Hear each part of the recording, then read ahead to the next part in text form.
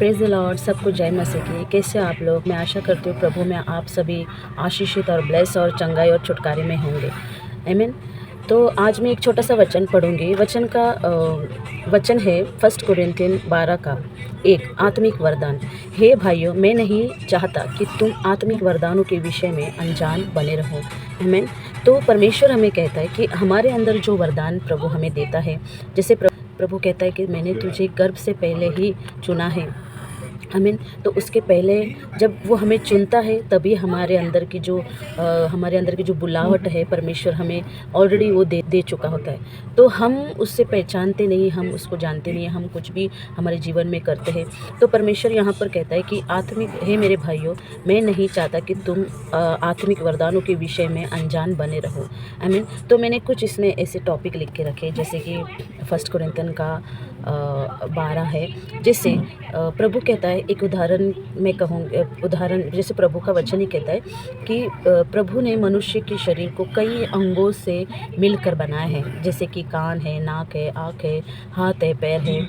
तो हर अंग का अलग अलग काम होता है, सब मिलकर एक ही शरीर को चलाते हैं। आमीन। तो उसके बाद में परमेश्वर कहता है, जैसे शरीर का हर पार्ट मिलकर काम करता है, वैसे ही हम सबको भी मिलकर प्रभु की सेवा करनी चाहिए। आमीन। तो मेरे प्रिय भाई बहनों, मैं आशा करती हूँ आप ना इस वचन से कुछ सीखेंगे और अपने आत्मिक वरदानों को पहचानेंगे।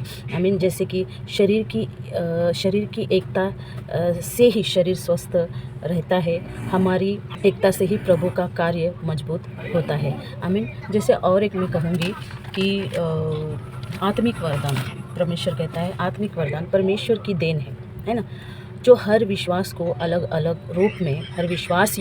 अलग रूप में दिए जाते हैं, ताकि कलीसिया की उन्नति हो और परमेश्वर की महिमा प्रकट हो। आमीन। जैसे कि वरदान अलग लेकिन आत्मा वैसे ही। शरीर हमारा एक है, पर परमेश्वर ने हमारे शरीर के ऊपर हर एक अंग को बनाया, जैसे सुनने के लिए, सूंघने के लिए, देखने के लिए, बोलने के लिए, हाथ पैर, हर एक उन चीज़ों को दिया है ताकि उससे हम परमेश्वर की महिमा करें। तो मेरे प्रिय भाई बहनों, मैंने ये पहला वीडियो बनाया है। मैं जानती हूँ कि मैं थोड़ी अटक चुकी हूँ, लेकिन मैं विश्वास करती हूँ कि आप ये वचन पढ़ें और अपने आत्मिक वरदानों को पहचानें, ताकि हम नहीं चाहते कि हमारे अंदर जो परमेश्वर ने जो हमारे अंदर जो वरदान दिए हैं, हम कहीं ना कहीं उसको छुपाते हैं और हम परमेश्वर के कार्यों को रोकते हैं। आमीन। मैं एक छोटी सी प्रार्थना करूँगी आपके लिए इस वचन के, ताकि ये वचन आपके जीवन में कार्य करे। आमीन।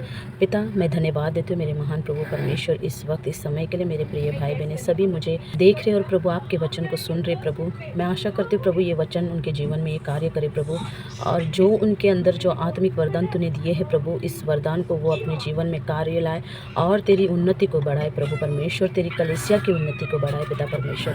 धन्यवाद। उनका परिवार, उनके हर एक काम काज में आशीष देना प्रभु, हर एक परिवार उनका सुखी और आनंदित रहे पिता परमेश्वर, और अपरंपार आपकी आशीष उन पर बरसाए रखना पिता परमेश्वर।